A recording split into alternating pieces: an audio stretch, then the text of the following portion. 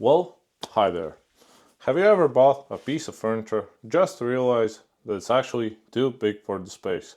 Like this, or maybe this, or maybe it technically fits, but there's just no space to move around, like this. Well, did you know that 3D printing can actually help you prevent these situations? And you might be asking how? Do I mean printing furniture or what? But no, in this case, no. What I mean is literally bring your house and your furniture. Now, come on, I'll show you how it works. So now, as you can see, we have a house, looks like this, and we have a couple of pieces of furniture. Well, maybe we need a couple more. Maybe more? More? Okay, that's enough. Or maybe not. Okay, there we go. That should be enough. So we have something to choose from and how it works. Now, let's move this aside so you can see it better. Now you have your house, you have a plethora of furniture to play around with, so maybe you want to decide what size bed to get. So here we have some bed options. As you can see, there are letters on them indicating what size they are. So maybe let's test with a super king size bed. Let's put it here, and yeah, actually looks pretty decent. Or maybe you want to get two smaller beds. See how that looks. Let's put it like this. I can see and pick which one's better.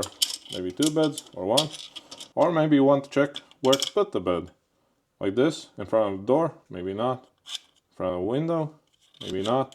Maybe facing the wall, yeah. Or maybe you want to pick out the couch. So let's put one in. As you can see, this one is probably too big. It's in front of the door. Maybe like this. Then it's blocking the hallway. Let's pick out the smaller one. This one still is in front of the door. Okay, maybe this one. That's better. Maybe you need two couches. So let's find a different one. And that looks actually pretty good.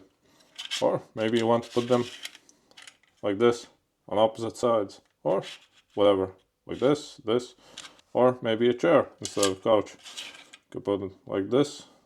Or maybe this will be a porch chair. Or whatever. Or maybe you want to choose which size TV to get. Here we have a 55-inch, 75-inch and 100-inch. So you can test how it looks. 55-inch will probably be too small. Let's also add a table for the TV. Let's say put it about here so you can see it. So what about 100-inch then? This actually looks pretty damn nice, but maybe it's a bit too big as it's not so spacious. What about 75? And that looks, let's say, pretty awesome. What do you think? And yeah, believe it or not, it actually doesn't take much money or time to make these. There are some simple rules to follow so nothing goes wrong. All of this took me about an hour to model up in CAD, and this is about 100 grams of filament, so it's about $2 for all of this. With that being said, there are a lot of pieces of furniture I did not make because I don't need it at the moment. This was just so you can see it, but it's not that complicated, and I'll show you the basic rules to follow so nothing goes wrong. The one most important rule to follow is scale, meaning the scale you use to size everything down. It is very important to make it consistent so everything has the same scale, otherwise nothing will work. And how that works: for instance, you have a piece of furniture that is, let's say, a couch. I'm using metric because I don't know imperial system. Okay, I know it a bit, but yeah, just convert it or use metric. So let's say this is a 3-meter couch by 2 meters, let's say. So my preferred scale is actually 1 meter equals 1 centimeter or 10 millimeters if you're working in CAD, as it usually asks for millimeters. And that means when you're modeling up the couch in CAD, the couch needs to be 2 centimeters by 3 centimeters or 20 millimeters by 30 millimeters.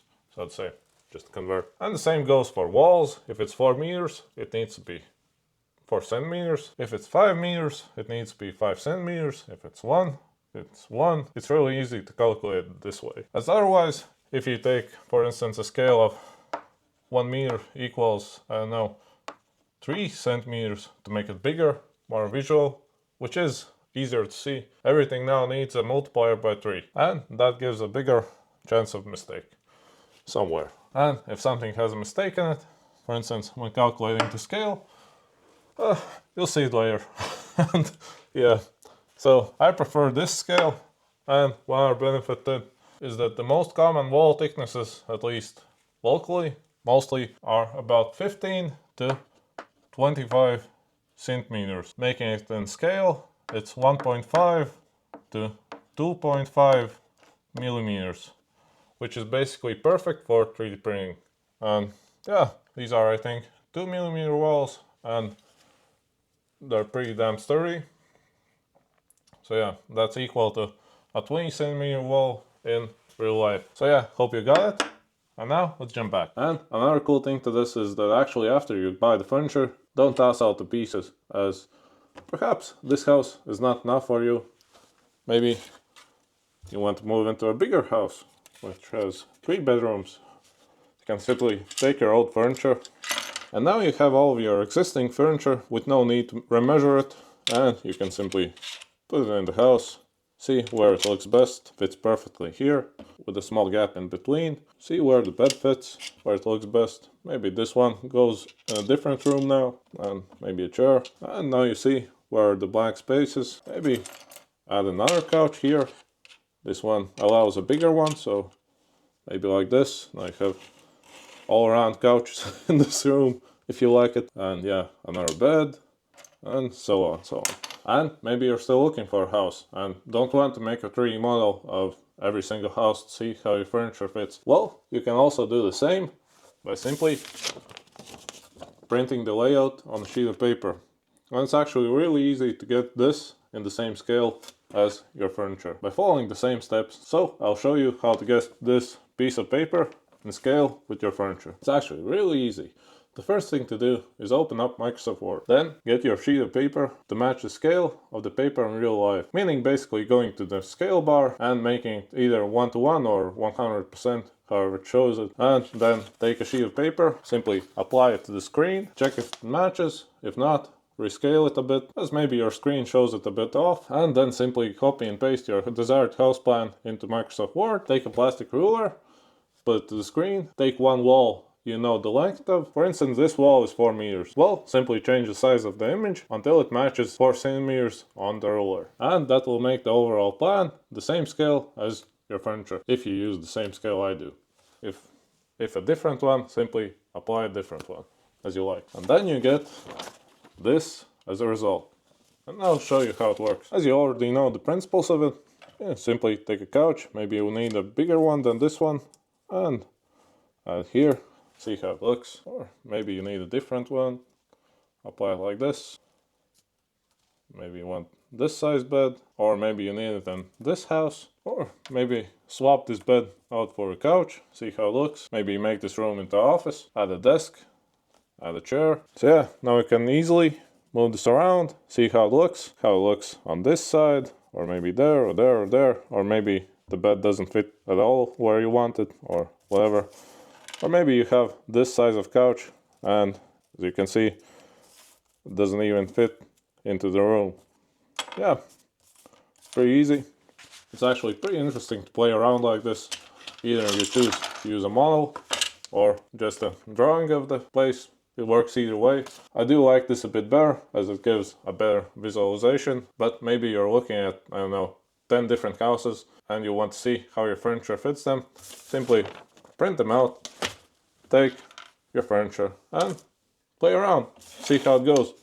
Maybe that helps you make a decision. Or maybe not to have an argument in the future with your wife when the furniture comes in. Maybe this will save you from divorce. Never know. Use this wisely. Not to mention the kids also love to play with these. So when you're done furnishing, if you don't have any other purpose for them, give these to your kids and yeah, let them play around. So yeah, hope this was useful. If so, leave a like so you know to make more videos like this one. And yeah, subscribe for more tips and see you soon. Bye.